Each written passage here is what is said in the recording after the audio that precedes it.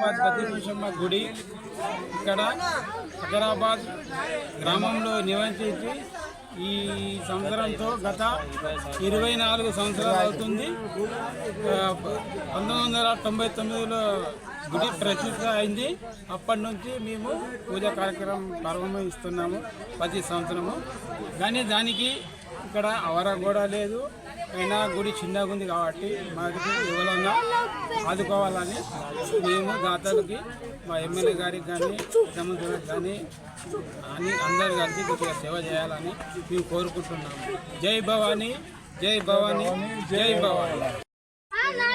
మా గ్రామంలో శివాలయం పక్కన నడిపేట మండలంలో కూడా బద్దిపోచమ్మ ఆలయం లేదు.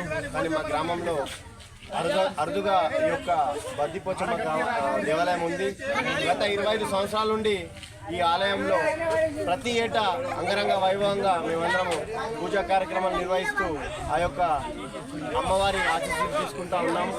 కానీ ఇక్కడ అమ్మవారి యొక్క ఆలయం శిథిలావస్థకు చేరుకుంది. అదేవిధంగా చుట్టూ ప్రహారీ గోడ లేదు. కాబట్టి ఇక్కడ ఎవరైతే గెలిచిన ఎమ్మెల్యే గారు సుదర్శన్ రెడ్డి గారు అయితే ఉన్నారో ఈ యొక్క ఆలయ అభివృద్ధికి నోచుకోవాలని వారికి మా ఆలయాభివృద్ధి కమిటీ తరపున నిర్వహిస్తా ఉన్నాం.